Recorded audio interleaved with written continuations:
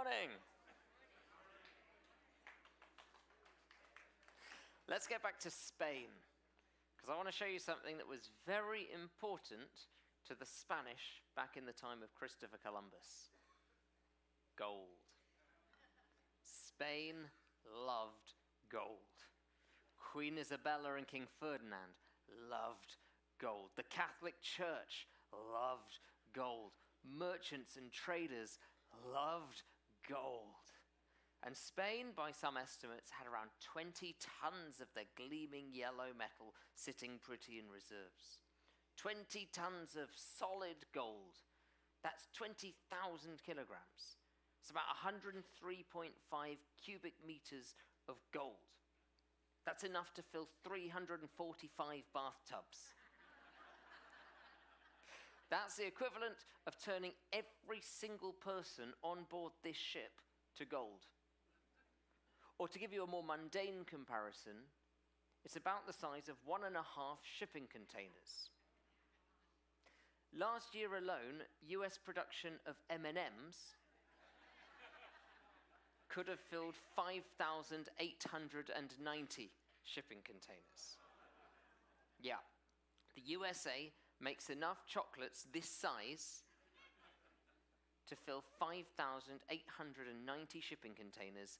Spain didn't even have enough gold to fill 2.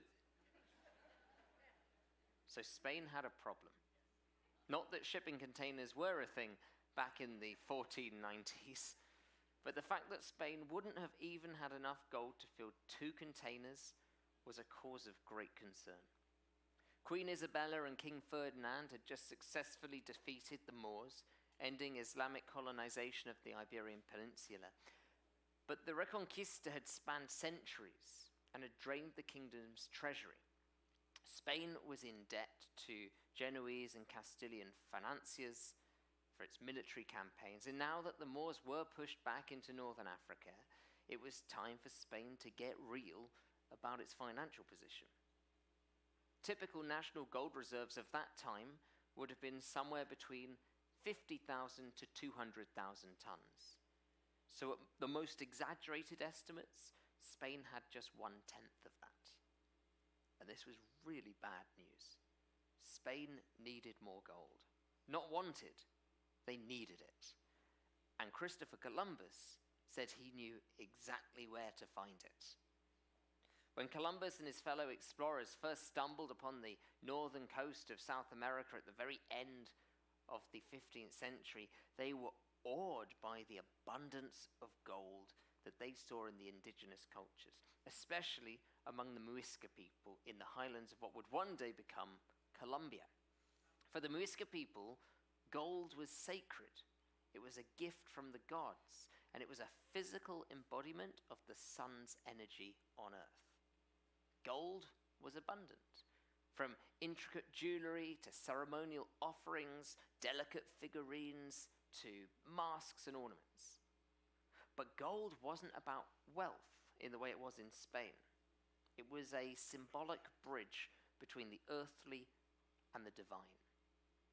There was something else too that held deep spiritual significance to the Muisca: lakes. Lakes were thought to be portals to other realms, places where offerings could be made and blessings could be sought. And there was one lake in particular that trumped them all. Lake Guatavita was the watery jewel in the Muisca's spiritual crown, a perfectly round crater lake. And this lake served a very special purpose as the site of the Golden Man ceremony. Now imagine a shimmering raft made of reeds floating serenely on the still waters of Lake Guatavita.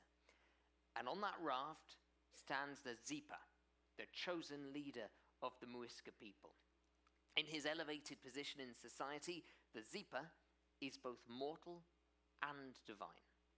This fearless leader of his people, standing on his raft, isn't dressed in armor or fancy robes.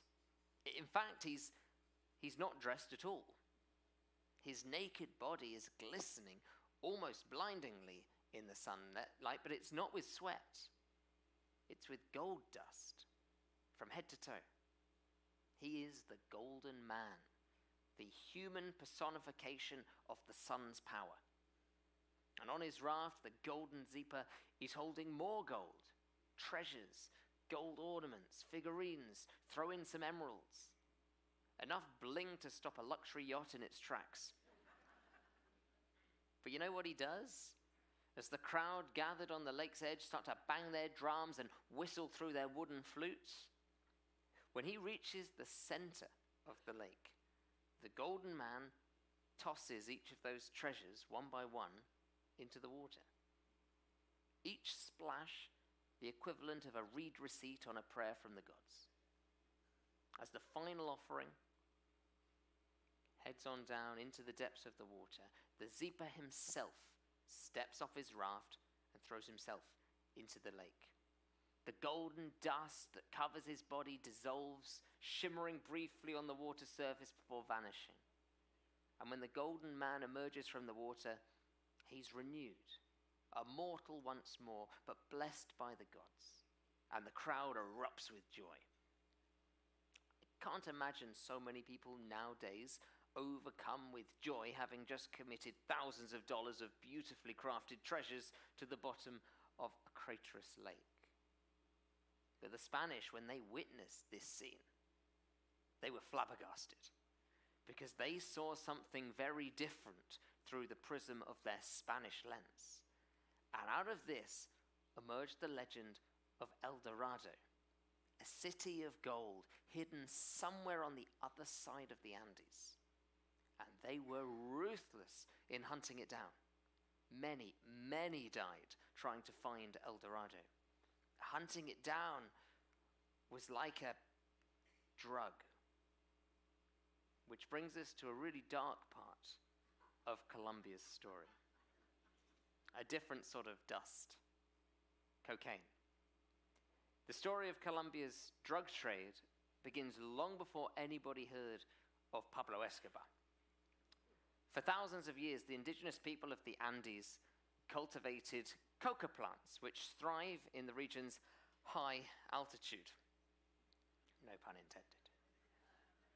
As with gold, coca leaves were a sacred part of native culture here. They were used in spiritual rituals, as medicine, and as a stimulant to combat altitude sickness and fatigue. Chewing coca leaves was as normal as starting your day off with a steaming mug of coffee, which we will get onto in a bit. Now, it wasn't until the 19th century that coca started to be exported outside of South America. And it was used, as it had been for centuries, to create medicines and tonics. Perhaps most famously, it was included in the original formula of Coca-Cola. So, with developments in technology, the active ingredient of cocaine was isolated from the coca leaf, and its powerfully addictive nature fast became apparent. By the early 20th century, cocaine was banned across much of the world, and so a black market emerged. In many ways, Colombia was just unlucky. Its fertile soils and high altitude made it the ideal hub for a burgeoning cocaine trade. And so along with Peru and Bolivia, Colombia found itself at the epicenter of an international problem. The 1970s saw the emergence of Colombia's first drug cartels, and the country's profile was about to majorly change. Within a decade, Colombia's illegal drugs trade exceeded the country's above-board exports. And this was a huge challenge. And in some ways, it still is. At the forefront of this transformation of Colombia into a country deviled by cocaine was the Medellin cartel, led by the infamous Pablo Escobar. From small-time smuggler, Escobar turned his Medellin cartel into a massive international operation, smuggling cocaine into the States, Europe, and beyond. At its height, the Medellin cartel controlled 80% of the global cocaine market, raking in billions of dollars annually. He was a businessman, albeit he was one working outside of the law, but a businessman with wealth and power that eclipsed his country. He was unrivaled, and he was savage. His motto, plata o plomo, sums up his approach perfectly. Silver or lead? Take a bribe or take a bullet? It's up to you. It's interesting. They say cocaine ruins lives, and undoubtedly it does. But we often forget how many lives here in Colombia were taken by the cartels, not by the drugs themselves. This is a vicious, cold-blooded industry, and it has left a trail of devastation in its wake. 40 years ago, Colombia wasn't somewhere many people wanted to visit. And that's tragic, because it's a gorgeous country. But truly, it wasn't safe. After 20 particularly tumultuous years, the 1990s marked a major turning point in the country's battle against the evils of the drugs trade. Supported by the United States, the Colombian government launched an aggressive campaign to dismantle the cartels. And interestingly, the first to fall was the biggest of them all. Pablo Escobar was killed in 1993 after a massive manhunt, and without its leader, his cartel fell to pieces shortly after. But the drugs trade is still alive and kicking in Colombia, but its character is very different these days. There's no major cartel wielding more power and money than the country itself. But the country continues to cultivate coca and export its refined cocaine around the world. In fact, Colombia cultivated more coca in the 2010s than any other decade in its history. The Colombian government has tried to kill the plants with aerial spraying programs over the fields. They've tried to provide profitable alternatives for coca farmers. But ultimately, this is a long, long struggle, and it's one that's unlikely to end anytime soon. Okay, one more drug for you before we go over our top 10 tips for Santa Marta. And this one's a little cheaper than gold, and it's a lot safer than cocaine. We are, of course, talking about coffee. Nestled in the coffee belt, Colombia is blessed with the ideal conditions for growing Arabica coffee. Colombia's coffee story begins in the 18th century. So still under the colonial rule of Spain, it was the Jesuit priests who introduced coffee to the region.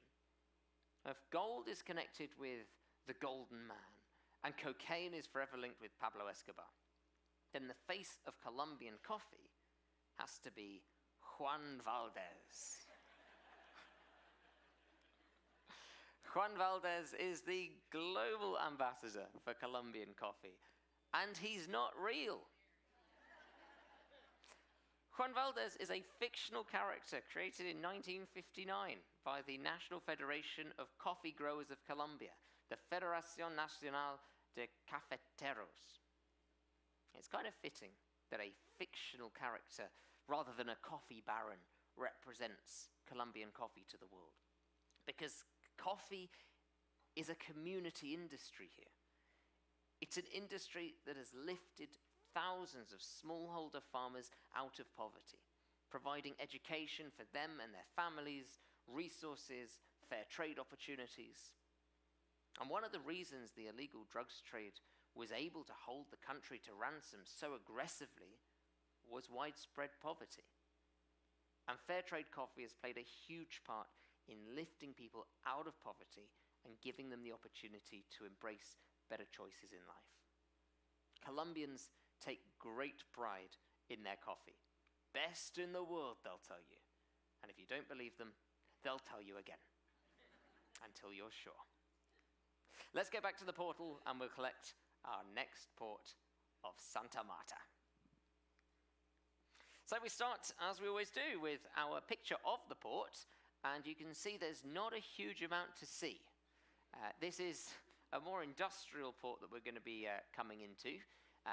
We're going to go across onto the tarmac there, and then you're going to pick up the shuttle buses, which will take you out of the port area. This is one of those ports that doesn't allow you to walk within their facilities. So everybody who is thinking to get off the ship tomorrow will need to use the shuttle bus. And how do you get a shuttle bus? You let us know by signing up. Yeah. Who's already done that? Amazing. Perfect, thank you. All right. So there's what you can expect it to look like. I would anticipate that being an A-deck gangway. You can see that there are a couple of facilities, toilets and taxis. The toilet, you can see, is just here. The toilet is in the terminal building, so where the shuttle bus will go through to, there is a small building there if you want to use the toilet there. Otherwise, of course, the ship has. There is no Wi-Fi expected in this port, no. Here we go, let's have a look at the map. It's closer than what we had yesterday in Santo Domingo. So we are obviously where the ship is, and then the shuttle bus will take us out of the port area. There is still then a short walk. Technically, it's less than 1 kilometer because the 1 kilometer includes the part that you're going to be using the shuttle bus in the port. So it's nearer 800 meters to get to the older town center there. And it is a smaller town center. You'll see that the maps that get delivered to your room later only have 8 highlights on it because it is a bit smaller. We're going to keep to 10 in this one. And by the way, because somebody asked, it was a very sensible question actually, why don't we just use the same information in the printed sheet as in the presentation? And that's because 2 different people are making them and they don't talk to each other. Let's start with number 1. This is the Parque de los Novios. It's nestled in the heart of Santa Marta, and it's the perfect place to experience the city's charm, vibrant culture. It's beautifully landscaped. It's a hub for locals and visitors alike. Historic significance too, and pretty lively in the area. It's framed by colonial era buildings, so beautiful around it. You've got some pretty stylish restaurants there if you wanted to have lunch out there. A mixture of sort of history and modern indulgence. It is wheelchair accessible. It's pretty wide. They've got some shaded pathways as well, making it ideal for a leisurely stroll or indeed a refreshing cocktail in one of the open-air cafes along the outside of the park. And of course, what with it being a park, entry is of course free, and you can relax on the benches. Sometimes there's live music there to enjoy, street performers as well, so just stay as long as you feel like. Number 2, Museo del Oro Tayrona. Now this is located in the stunning Casa de la Aduana, which was the customs house. It's a must-visit for history enthusiasts. It's pretty easy walk to get there, short walk through the historic city centre, and when you do get there, the museum showcases pre-Columbian gold artifacts, the sort of things that were thrown into the lake. Highlights the culture of the Tayrona people, offering a fascinating insight into the region's indigenous heritage. There is a larger gold museum in Bogota, if any of you have been there. The displays, this is really good, they're in both English and Spanish, so you can read it whichever language you prefer. Admission's free. Amazing. And it is wheelchair accessible. If you really want to go and dive into it, plan for about 1 to 1.5 hours, because there's a good amount of stuff here. Intricately crafted gold ornaments, tools as well that speak to the Tayrona's advanced skills in what they were making. It's a real cultural gem. You learn about the rich history here. All right, let's go to the next one. The cathedral. So this is a top choice for history, but also for architectural beauty. It's, again, a really easy, leisurely walk from the port, and it is one of the oldest cathedrals in South America, dating back to 1765. Now, its whitewashed colonial facade, tranquil interior, make it a striking landmark right in the heart of the city. And the cathedral is also the final resting place of Rodrigo de Bastidas, who was the founder of Santa Marta. It is steeped in historical significance, serving as a symbol of the city's colonial past, also its religious heritage. And again, free to visit. It is wheelchair accessible, and so worth popping into for everyone. If you're going to go here, think about sort of roughly 30 minutes, 30 to 45 minutes to really relax and enjoy its peaceful atmosphere. The 4th tip is the Casa de Madame Augustine. Doesn't sound like a Spanish name, does it? Well, this house, built in 1745, which is one of Santa Marta's oldest colonial treasures, is located on the corner of calle number 17 and Carrera 4, and it was once the residence of a prominent French woman, Madame Augustine, and she was a notable figure here in the 18th century. This was her house. It's now been converted. Inside, you've got these spacious corridors, facades, a glimpse into the city's rich past. It also currently serves as the Museum of Archaeology. And so if you're interested in archaeology, this is the place to go. And again, it digs into the region's indigenous cultures in particular. It is wheelchair accessible, and again, it seems to be free. Wowee. If you're planning on going there, leave about 45 minutes to enjoy it fully. All right, next one is a little bit further away, you can see here. It's a short drive from the port. The Quinta de San Pedro Alejandrino. It's a historic hacienda where Simon Bolivar, the liberator of South America, spent his final days in 1830. And it's a beautifully preserved site, offering a glimpse into that period of Colombia's history. It features Bolivar's bedroom, his personal items, and then these lush gardens. Payment to go in is 25,000 pesos, which is less than it sounds. That works out at roughly $6.50. And the site is accessible. Most people, if you do go there, tend to spend about 1 to 2 hours really enjoying the grounds and the museum exhibits. Now, within the Quinta is also the Museo Bolivariano de Arte Contemporáneo. They could have called it the Contemporary Art Museum, couldn't they? That's got contemporary art, also inspired by Bolivar's legacy. So both the museum and the rest of the site, vibrant works across, featuring his influence across Latin America. Both attractions, really serene escape. So don't rush things through in Santa Marta. Take your time, enjoy the beauty of it. Number 6, talking of beauty. We're going to head out of town now for a moment because there are some truly gorgeous natural highlights within pretty easy reach of Santa Marta. This is the Minca waterfalls. They're nestled in the lush mountains of Minca, and it's such a tranquil escape into nature. It's 25 kilometers away, so you're looking at about an hour on the road. And these falls are surrounded by tropical greenery. They feature 2 cascading waterfalls that flow into these crystal clear pools that you can go swimming in, perfect for a refreshing dip. And the site itself is accessible via a short hike from the parking area. So once you arrive at the falls after that short hike, call it 15 to 20 minutes, you find hammocks strung out above the water. So you lay out there, gorgeous. There is an entry fee. It's 10,000 pesos, which is $2.50. That just helps look after the site.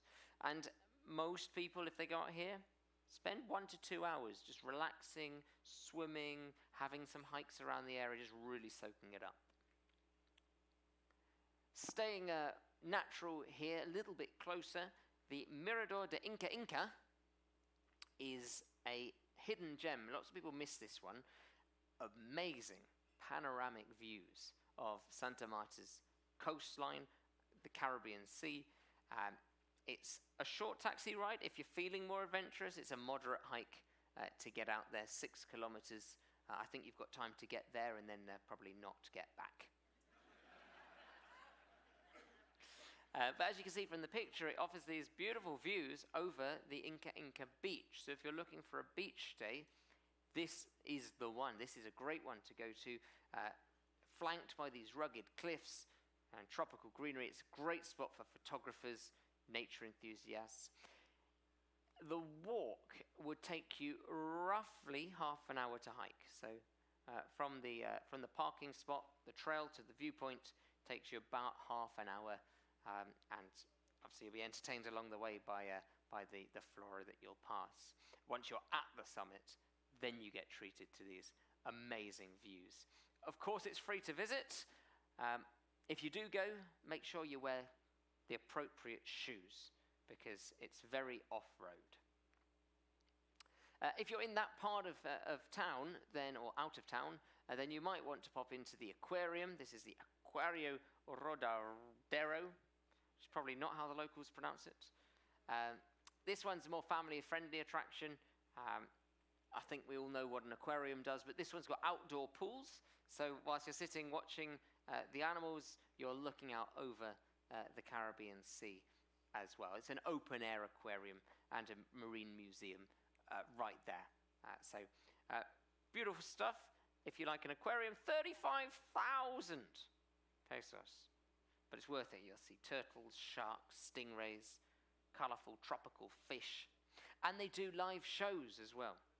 So if you do want to watch a live show, as you can see, they've got this specially made theatre. That's about $9, by the way, in case you're trying to do the conversion. Let's look at number 9, San Fernando's Port. Again, in that area just south of the town, so that you could combine those three into a 1 day's trip around the three. The Fuerte de San Fernando is a historic military fortification, and it once protected the city from pirates and invaders during the colonial era. Now, it's an 18th century structure, a fascinating glimpse back into the past. It's perched strategically so it can oversee the coastline. It's got these pretty sturdy walls. You can still see the cannons. You saw some cannons yesterday as well if you went into the old town, the colonial district of Santo Domingo. The settlement is named in honor of King Ferdinand VI of Spain, and is part of a range of important buildings across this region. You've got the island of El Morro and the fort of San Antonio as well, that all form part of the sea defenses here. It's free to visit. It is apparently wheelchair accessible, so there must be a nice path that heads down there, but I have not been myself. So I would very much welcome feedback from you, and some of you are already doing this, so thank you very much indeed. Keep it coming in. We're 600-800 of us going to be having different days out in port, and so the more of us that pull that together, the better we can provide the information in the future. So there is a rumor, a legend, if you will, about this building and the Quinta that I showed you before, where Simon Bolivar spent his final days. The rumor, the legend is that they are connected by a secret tunnel. And so Simon Bolivar was thought to have passed through this tunnel.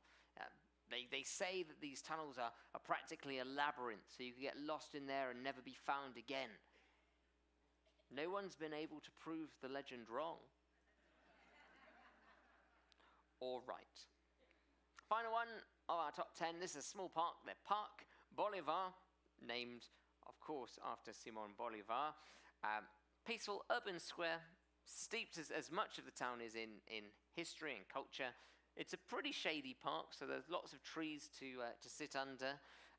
It is named after Simon Bolivar, who is sort of known as the liberator of South America from the Spanish. And around it is where you'll find the Gold Museum, the Museo del Oro Tayrona, and the Aduana House. So it's very convenient for a couple of the other highlights that we mentioned earlier, and then you go and relax in the square and just sort of chill out for a little bit. There's a statue in the square of Simon Bolivar. It's a really good photo opportunity for that sort of moment to capture from the day, and it's a really good place to people watch as well. And that's one of the most fun things to do in a port. Just watch the locals, see how they interact with each other. I spent at least 5 minutes yesterday standing behind a couple who were sitting on a bench in heated conversation. It was just so fun. They were so animated. And I just stood there behind. They had no idea. I was like, oh, this is wonderful. And then once they'd finished rounding on each other, they started rounding on me. This park is wheelchair accessible. It's paved, so pretty enjoyable to visit for everybody. Okay, enough of the port stuff. Let's give you the map. You can see that quite a few of these are slightly off of the town centre, but the town centre ones are really compact. So if you are thinking that you just want to stay central, not too far from the ship, then you've got some great options all within a 5-minute walk of each other and a 10-minute walk back up to the port area. So a nice convenient port for us. And of course there's the marina there as well if you just want to be along the waterfront looking at the boats and out to sea. The ones which point off of the map, I would recommend taking a taxi to go and get there. All right, your photo moment, if you would like to get a photo of this map.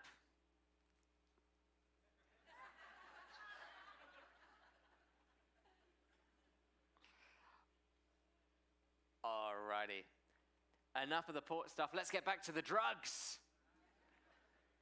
But in so many ways, we never stopped. Because in a peculiar way, whether we look at gold, cocaine, or coffee, there's a reason people go to such lengths to acquire them. And if you think about it, it's not all that different from traveling. Now, before I take this any further, I want to be absolutely clear that I am not condoning or encouraging the use of any illegal substances. But now that the legal disclaimer is out of the way, let's actually take a moment to pause on this. I want to show you what was happening inside those Spanish conquistadors' brains when they saw the Muisca people dancing around, dripping with gold. That area in red is the nucleus accumbens, and it provides a connection between the amygdala and the hippocampus. So you might know of the amygdala as the processing center for emotions. The hippocampus is a really hard-working part of your brain. It's involved in memory, learning, and emotions too. But its main function is to hold on to our short-term memories and then move them across into our long-term memory. So this part of the brain connects learned experiences with emotions. And when the Spanish conquistadors, who had learned that gold is a symbol of wealth and power, saw the Muisca people flaunting all of their gold, this little part of their brain would have sparked right up.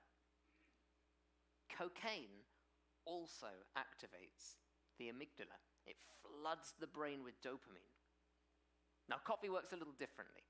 Coffee targets a part of the brain called the prefrontal cortex. That's right at the front, just behind your forehead. And this, by the way, is the part of your brain that distinguishes us the most from other animals. Our prefrontal cortex is unusually large, and it's involved in decision-making, working memory, attention, emotional control, moral reasoning, all that higher function cognitive stuff. And it works slower than the emotional amygdala. And coffee helps speed it up, which is why coffee gives you that boost in focus and performing tricky tasks. Now, what's all of this got to do with our visit to Colombia? Well, have you ever noticed that you feel different when you're somewhere that's not your home? How you laugh more when you're on a cruise ship? Or how you're that little bit more social when you're out on a shore excursion than you might be when completing your daily chores? Travel triggers your brain in all manner of ways because learning new facts triggers the hippocampus. Exploring novel environments activates the amygdala. Adapting to new environments and people keeps your frontal lobe nice and busy. It's not a coincidence that so many of us end up seeing each other so often on these grand cruises. We're hooked. We've got the travel bug. We're addicted. And I can't think of a better drug to be addicted to than exploring this beautiful world. Thank you.